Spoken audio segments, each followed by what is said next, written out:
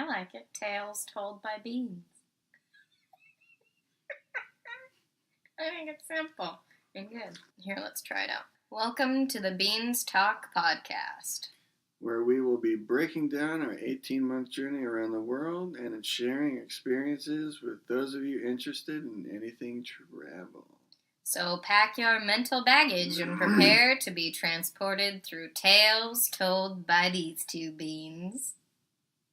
Or tales told by beans. Let me try it again. So pack your mental baggage and prepare to be transported through tales told by beans. Good? I'm not told by two beans. In one pod. Yep. In this podcast. That's good. I think that's perfect.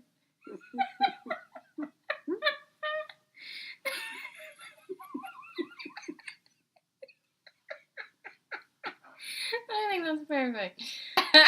Your mental baggage and prepare to be transported through tales told by these two beans in this one podcast. If we could have had your laugh at the end, it would have been perfect. What? If we could have had your laugh at the end, it would have been perfect. That one? Mm-hmm. What if I told you we do?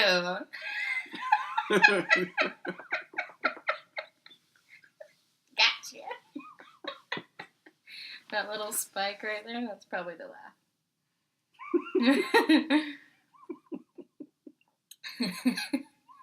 I think that's a good intro. I think that's perfect. I was just fucking around trying to get this shit. I think it's good.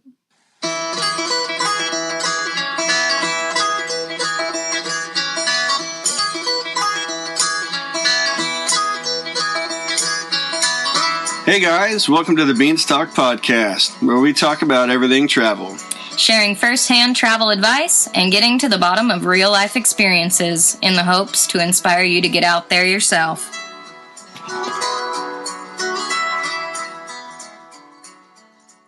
When did you know you were going to first start planning for this world trip? Or that you even wanted to do the world trip? The start of when I wanted to do this big trip, the 18-month one, was during... You said during, weird. That's how I say during. Is it? Yeah. It sounds like durian. Yeah. During. I guess it's the same word, pretty much. Sorry, keep going. It was during the Australia-New Zealand trip. Yeah. But was it like while we were out there? Or? Yeah. Yeah. Mm-hmm. I want to say it was... I think it might have been when we got to New Zealand, actually. That's what I was And it was say. Like, we just experienced like 3 to 4 weeks of Australia. Yeah. And then we went to another country. Mm-hmm. And then it was all new, a new style, because we had rented the sleeper van. Yeah. And Excuse me. it was just a new way of travel versus staying with my family. That's right, yeah. So it was just more travel, but also new travel, and that's just kind of what traveling is. Yeah. Is adjusting to the change of pace and getting around and experiencing. That was like, I want more of this. And on a because... grander scale.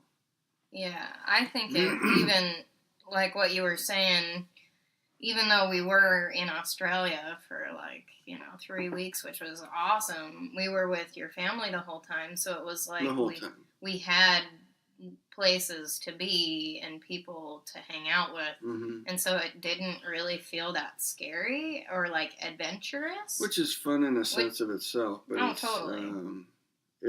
It doesn't make you feel like you're in a very foreign place because there's already that comfort. Yeah. versus you don't know anyone. You don't know where things are or what is going on, and Yeah. you're just kind of like thrown into a blank canvas sort of sense. Yeah.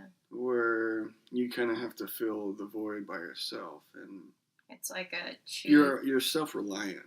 Yeah, it's a choose your own adventure kind of deal. It's a Yeah. lot. There's a lot more freedom to it because you are in a new place and you're like, okay, well, what do we do now? Whereas when we were in Australia, it was, we have to go see these people, and then they'll, they had their own idea of where to take us, which was awesome because we got to see some amazing stuff that we would not have been able to see, like, no, for sure, if we hadn't had them with us. But I wouldn't want to change it. Not at all. But yeah, it is. It's just different. Yeah.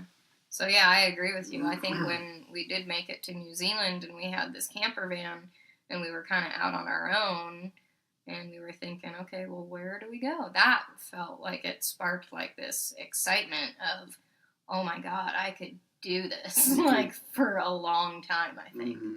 Yeah. So yeah, I think once we both had that feeling and then got back, I want to say that was pretty much when we were like, yeah, let's work towards making this a long-term thing and get some funds going for that. Mm-hmm. It just sparked the idea of everywhere you wanted to go. And I think we were looking at the cost of what we spent on that trip. Mm. And how much of it just really went to the airfare and taking time off work. Yeah. Whereas if we kind of switched the approach of it all, and instead of doing a trip like that every year or even every 2 years, if we skipped it for a while and really saved to where we made bigger sacrifices as far as leaving our house, our job, our family, and instead of going back and forth and paying for that, if we really just paid for a one-way over and then just slowly hopped around and made our way around by local transport, by that means, since we'd be over there and it's just, bus or train or car or whatever, or walk,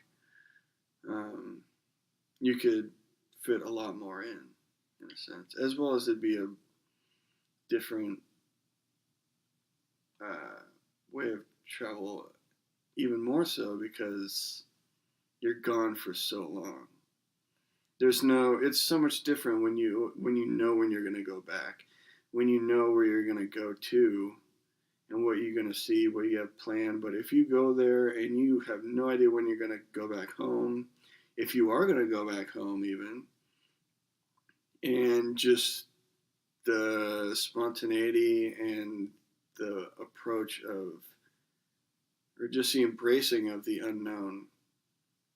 Yeah, I felt like it truly was kind of, we were leaving ourselves this open book to write what we wanted to as far as the trip was concerned. Totally open. I know that before we had a rough outline of where we wanted to go and an estimate of how long we wanted to go, and we kept saying, to friends or family, maybe a year or more.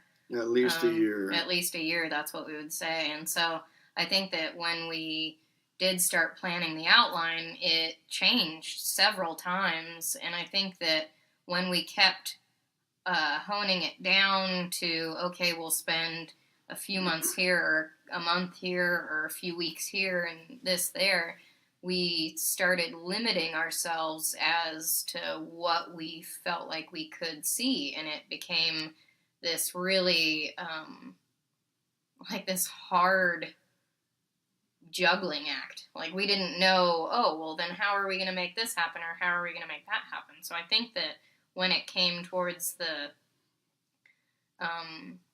departure date closer and closer, we thought to ourselves, okay, we have kind of a guideline of where we wanted to go or what we wanted to see, but we know that anything can change, and you never know what's going to happen or who you're going to come across or who you're going to meet and where they're going to say to go or what you're feeling at the time. So we kind of left that open, I think. You have to. Yeah.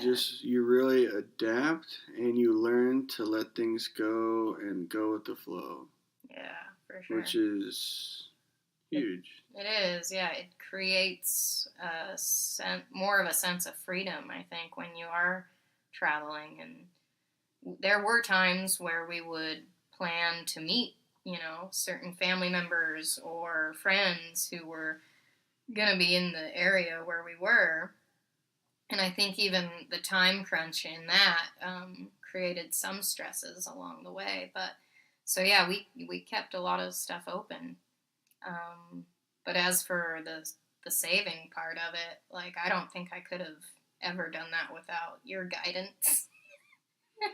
It's hard, at least. I mean, not for me, but talking with lots of people that are interested in traveling, or they just immediately almost dismiss the idea because they know that if they have money, they'll spend it, which is just a very, I want to say, just American outlook of just consumerism. And, yeah, for sure. It's easy to do. I think it's I guess the perpetual state of kind of our dissatisfaction with certain things. And so I think that to fill it, yeah, you purchase stuff. I'm totally guilty of it. When I go out and I buy something new, I'm like, oh, look what I got, Yeah, it's a small endorphin rush. Totally, and it's there. High. It's there for a minute, and then it kind of goes away. So you need it again. Yeah, I would say we kind of we decided that when we were to start saving for this, there was going to be a lot of that we had to sacrifice. A lot of financial sacrifice. A lot of financial. And, like, just, I guess playing was out of the picture. Like, going to concerts or going to movies or going out with friends, going to bars, any of that, we kind of just had to give up doing. We kind of became hermits in our house for a while. Just working, basically, and saving, and working, and saving, and working, and saving. Yeah, it was a pretty, especially on a timeline where it's going to take years to do, it makes it difficult. It's not like you have something you're looking forward to that summer. It's like this, X year in 5 years is when we plan to do this. It's a very daunting length of time that, it's going to be a while. Yeah, I remember It's hard. I feel like I'm more impatient than you are, so I think there were several times where I was like, okay, let's just go. Okay, let's go. And then I know that it was, certain things that were keeping us around, and I'm glad that we did leave when we did, but yeah, it's definitely hard to kind of just be patient and know that you're going at the right time. Know that you're going to have enough money to stay out there for a while and to make it happen. Yeah, for sure. And so for us, the system, was definitely those. I guess you could call them superficial expenditures we kind of had to sacrifice. So I would get cups of coffee like on a regular, and I think a lot of my money went to that, or going out to lunch with people, or dinner, or going out to the bars. So I think a lot of that I just stopped doing. I kind of had the thought every time I would have that be a temptation, I would just say, do I need this? Or I would think about the traveling that we were going to be able to do in those certain places, and I kind of weighed one to the other, and it was always, no, I don't need that cup of coffee, or no, I don't really need to go see that show, or, so. And then just saving up the money in designated little folders, little envelopes that we labeled, okay, this is for the world trip, and we put however so much money from each paycheck or tips or whatever we were making into that folder. It does make it more motivating too, is once you see the amount in that folder start to really grow and gain momentum and get to a decent number, it's like I'm really heading in the right direction. This totally will happen. This can happen for sure. Yeah. And it's yeah, I'd say the hardest part is at the beginning when just starting. But yeah, once you see that number start to grow and make momentum in that, it will coincide with the planning of when you want to go. And if everything stays on track, it can lead in that direction of, becoming a reality and making that dream come true. For sure. And then, too, once you start getting closer, and, there's certain gear you need, if you buy the backpack and, the sleeping bag and all that, it also creates that excitement and kind of a sense of realness that, you're just one step closer to getting there. I think so. Yeah, I mean, that sort of necessary purchases also helps with the drabness. Of and having to wait to go. That's funny because I think that whereas we were sacrificing other things, we were other purchases. We were making those crucial purchases to acquire that gear for the trip. And I think that the backpack was a big one. Once we had gotten that, we're like, okay, yeah, this, we've got basically our shell for our entire trip, and now we just have to fill it with the things that we're going to need. And then, once we start filling it and you start seeing your checklist starting to get more and more checked off and this and that becomes more of a reality setting in where you're going, oh shit, this is really going to happen. It's exciting. And it is. It's super exciting. And so you kind of have to, it was a lot to go through, I think, the build up to actually leaving.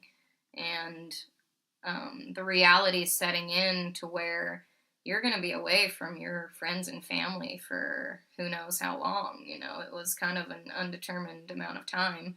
We knew it was going to be over a year, which was going to be tough, but we kind of let that that timeline be open, like we were saying. So it's hard to think about being away from your loved ones for so long, and there's a whole range of emotions as far as excitement for the journey, trepidation for what's to come, because it's basically just jumping into the unknown.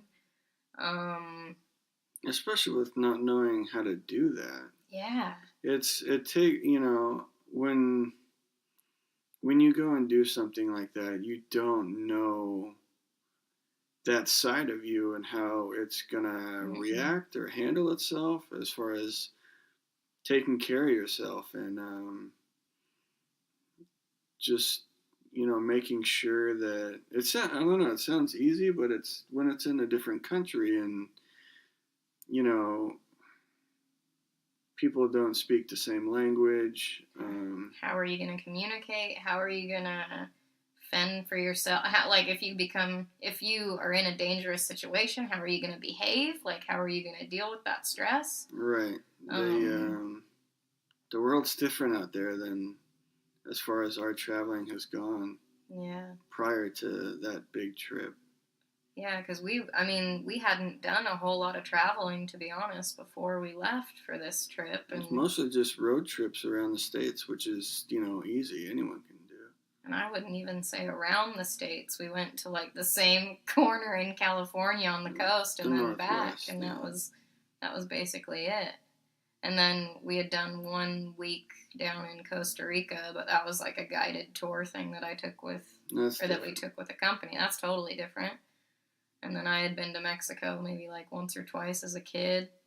And I'd only been to Australia a couple times, but again, it was with family. Everyone speaks English. Yeah, so it's definitely easier to travel than to get thrown into some country Yeah. by yourself, when you're on your own, and reading menus at the restaurant or at the train station Yeah. is different, especially when we didn't have phones. No, that's So true. it's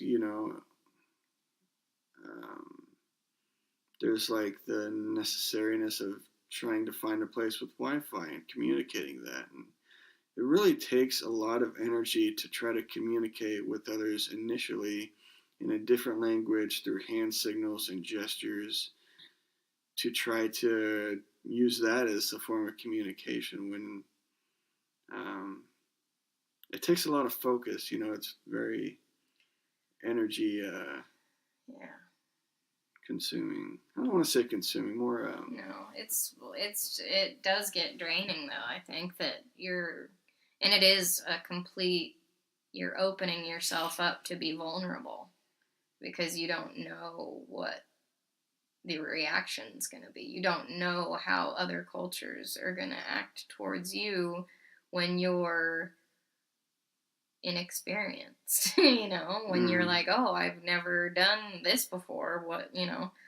How do I. You're basically learning just like a kid every step of the way. Oh, I need to find. You were the one who taught me how to, read train lines. How to find. I remember that. We went in Paris, and I was Yeah. teaching you. I was testing you. Actually, it was like a quiz where I would say, okay, yeah. if you were on your own, I'm not going to help you, but where do we need to go, and what stop is it? Yeah, basically teaching you how to ride the rails. Yeah, I had no idea. I have no experience with trains. I grew up in a town of like 3,000 people in a little mountain town in Colorado, and then my parents moved me out to Eagle, Idaho, which is another small little town, so literally had no experience with trains whatsoever. So I remember that being a big thing. You kind of had the know-how of getting around with trains. I was like, I have no idea how to do this. Tell me. So I think, yeah, it's just you basically are putting yourself in a position to be constantly learning how to do something new. And that's what I think excites me about travel, is that anywhere you go, it doesn't matter if you're going back to a place that's you've been there before, you're going to learn something different because you're putting yourself in a place of it's different every day. Well, every experience. That's what makes new. it great too. Is even on the level or range of hardships as far as figuring out how to ride the trains or find a Wi-Fi hotspot, to dealing with not sleeping and showering with sandals all the time and sleeping in shitty beds and waking up at 3 a.m. to catch a bus, to catch another bus, to catch a ferry, to catch a plane, to all that, and then persevering is like you really have a sense of accomplishment that you persevered and you made it, and it was you feel like you conquered something, if not just part of yourself for getting through it. And as tough as certain things can be, you still make it out okay. Yeah, I think when you put yourself... You learn a lot about yourself. When you put yourself in some of those struggling situations, I feel like the more that you struggle, or the more that... you get out of it. The more hard that it is, the more you can grow from it. Mm-hmm. So, yeah, I feel like that whole trip really just changed who I was as a person, because there were a lot of those hard times and a lot of learning about myself and about other places, other cultures, other people, about us as a couple. Traveling as a couple was something that we did not hear about happening all that much. I think we had met like three other couples out of the whole 18 months that were doing this somewhat similar, but not even, in the same sense as constantly traveling for 18 months. Right, always on the move, versus stopping to work or taking a break to go home for a wedding or to teach or whatever. To be without a break, going strong and constant for that long. Yeah. In a single stretch. Yeah. Yeah, it was pretty pretty crazy. But yeah, I would say that the leading up to us taking off, and I mean purchasing the plane ticket was a big step. And I think that was yeah, making an official date. yeah, that was pretty cool, because then you could, you were telling everybody, okay, well, it's gonna happen this date, and we're gonna be leaving. Which was, what, 6 months before? 6 months ahead? I think it was about 6 months before 6 we months left. out? Yeah. Roughly. Yeah. And then the telling your work, all right, it's gonna be here, this is our quit date. So that was pretty big as well. And I think going through the house, we had a 3-bedroom house that we had to basically eliminate all our shit, all our clutter, like get rid of it all and move back in with the parents for 3 months before we left. It was stressful, extreme downsizing. Yeah. Yeah, we got rid of, I don't even remember, I have a truck and I lost count of how many truckloads of stuff we just got rid of and donated. Yeah. Because it was just too much. Yeah. Versus having a garage sale, it's just like, just get rid of it. Yeah, I didn't even want to just make deal it with easy. that. I don't even care anymore. Just Yeah. get it out so we can have room to, move back in with the folks. And well, even though it was stressful, it was also very liberating, I felt like, because that was there's part of it so too, so much that we acquire over, however many years and lifetime. years over a lifetime, and you don't realize how much those items they hold a space in you, or they hold a weight. It's just like, I don't even see this, but I know that it's there. And once it's gone, it's almost like just a relief, I don't have to think about that. I don't have to worry about it. It's not there anymore, and I'm not attached to it. It's liberating. It is, for sure. And I think that once, we kind of had gotten or downsized to that degree and then moved out of that house, so we didn't even have the house to worry about at that point. Mm-hmm. And then just living with the parents, having only what we needed to, take off on this big journey, that was quite the experience as far as like freedom from material things. Yeah. Big transition. It's very, just simplifying everything. Yeah. Which was good. It was good, yeah. And then it was hard, but it was good. Yeah. I think that then kind of the leading up to saying our goodbyes, that was probably the hardest part, I think, because that was pretty, you knew that you were going to be missing out on stuff, you knew that you were going to be not in your loved ones' lives, you keep in contact, obviously, but not to be directly in contact with them is really tough. I think that the goodbyes were pretty hard. So yeah, but it was good. I think both of our families came to the airport and saw us off, and we were able to give our big sobbing hugs and goodbyes. And then I think once we passed through that checkpoint, the gate, the or it's security, just us from there. That was just us, and then that was the point of no return at that point. Yeah, boarding that plane and heading out. So the first flight was to Seattle, and that was 2 hours or something, 3 maybe. I don't even remember. There's so many flights on that trip. I know, but we're starting at the beginning.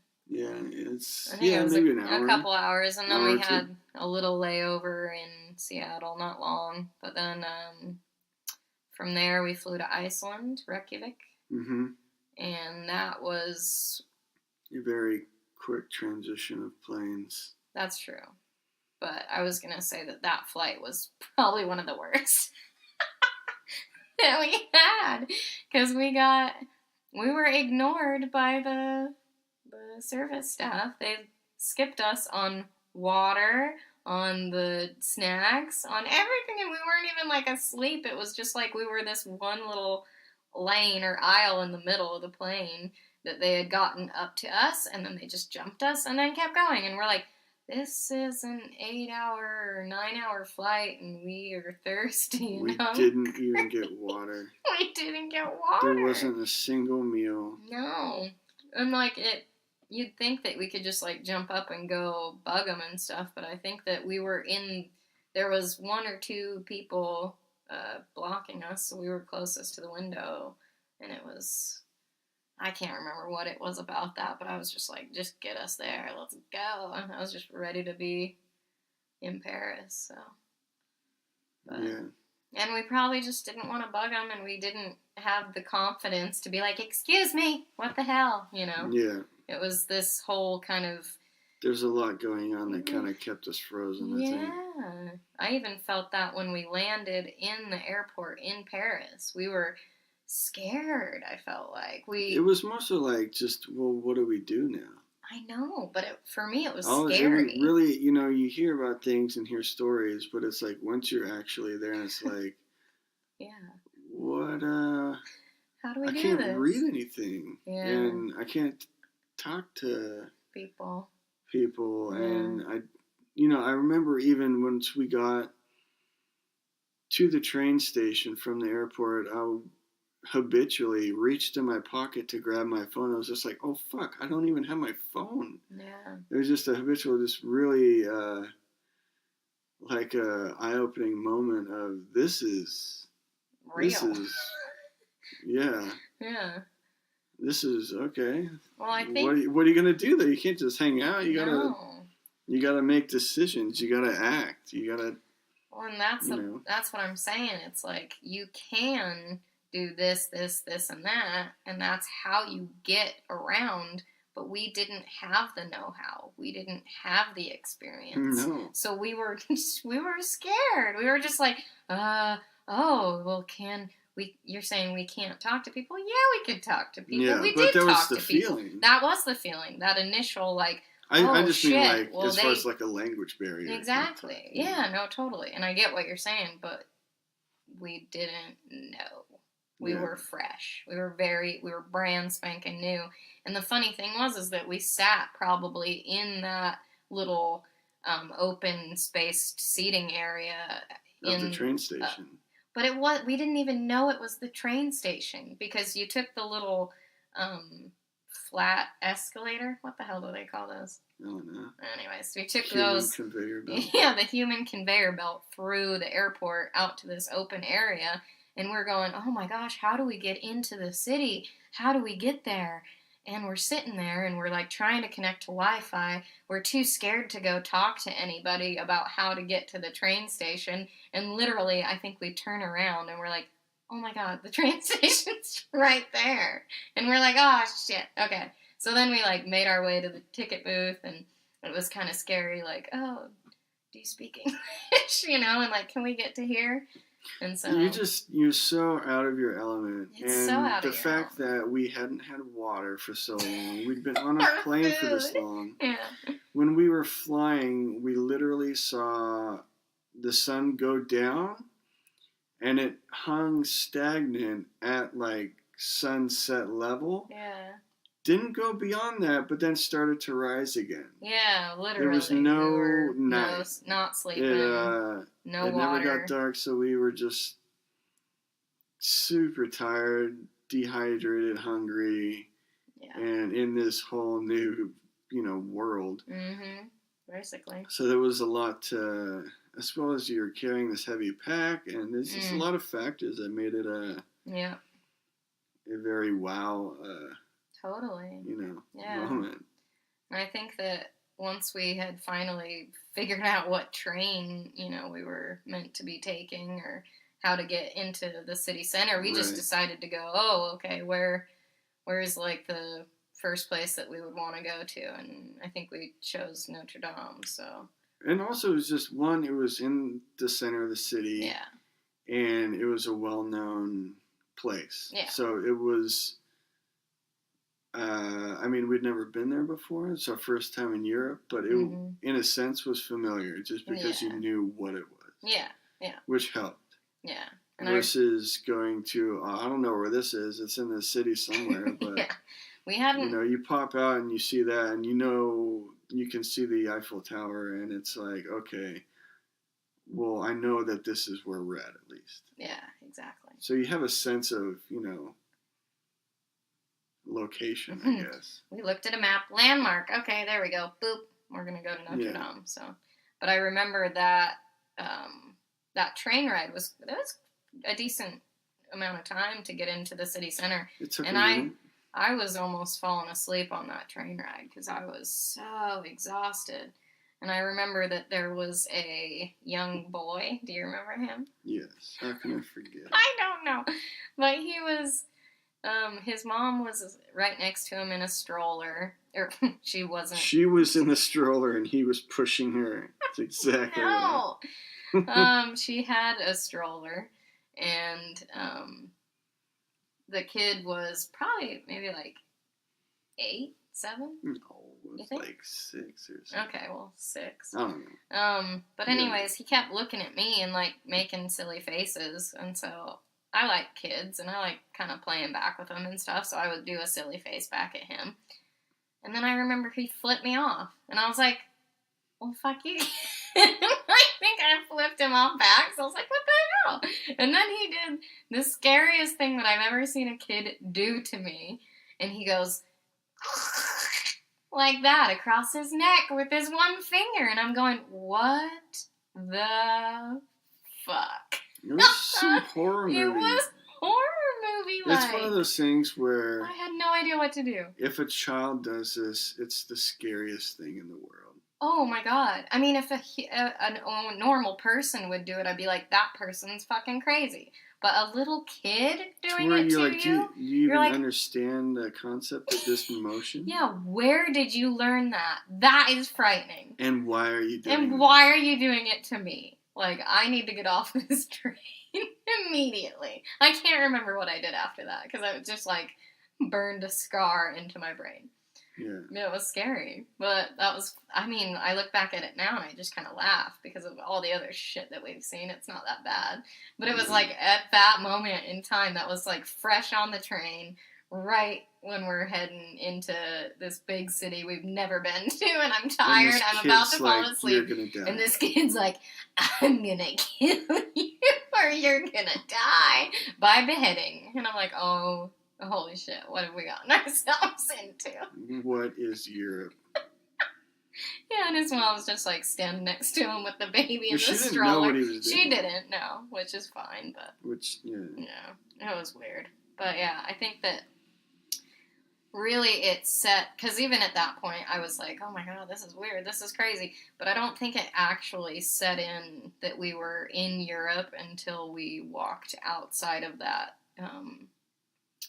So the train drops you off, obviously it's underground, and it drops you off, and you walk up this tunnel, these stairs, through this tunnel to get out to right in front of Notre Dame. And I think that once we literally like saw the light of the city and like walked out of those steps, that stairway, into the city center, I was like, I am sure I looked like a tourist. So, like, dumbstruck by how crazy and bustling it all was. Because even though I had been to big cities before, a few of them, this was something else because it was Europe and there was the history of it. And then just, like, the melting pot of it.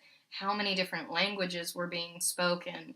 How many people there were just in volume, like sheer volume, because we popped out right in front of a major landmark. Mm-hmm. And so, and the massiveness of how big Notre Dame was, because you see it in photos, but nothing compares to seeing that stuff in real life. Yeah, it's one of those things where it never does it justice unless you're actually there. Yeah.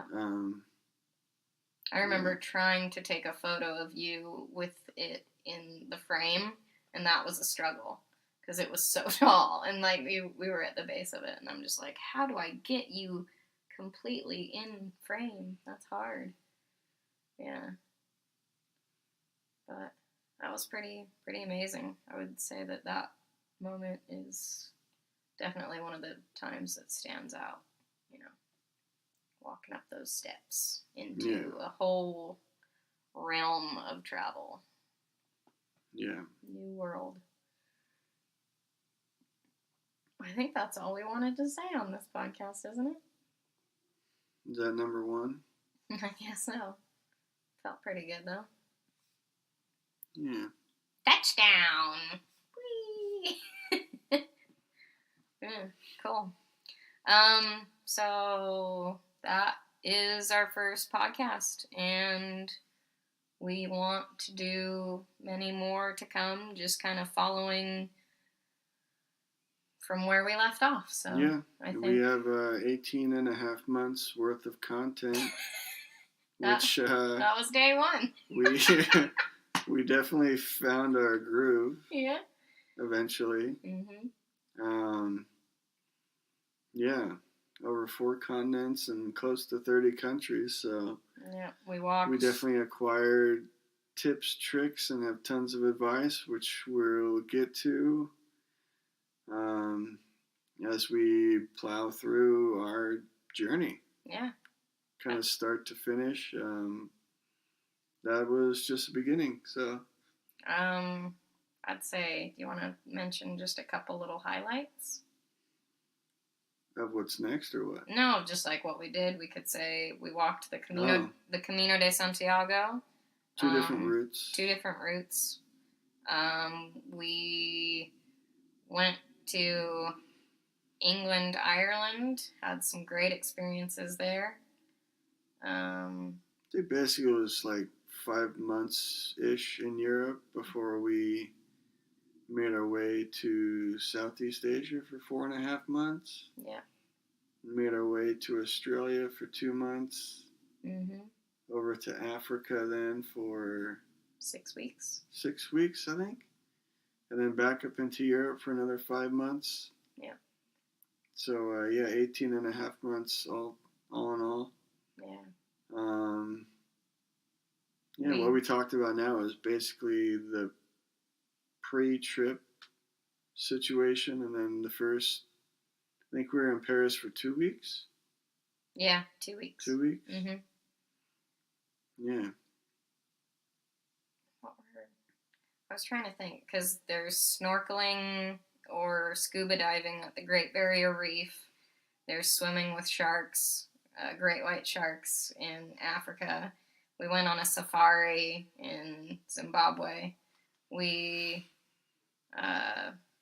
There's just a ton of stuff that we want to talk about, and it feels like, when you do come home from that big of an adventure, you want to talk to people about it, but it's kind of hard to do so, and you don't have that amount of time to just sit somebody down and be like, hey, do you have like 5 or 6 days where I could just talk to you for 24 hours of them and tell you about this entire, and they'd be like, hell no, I don't want to do that.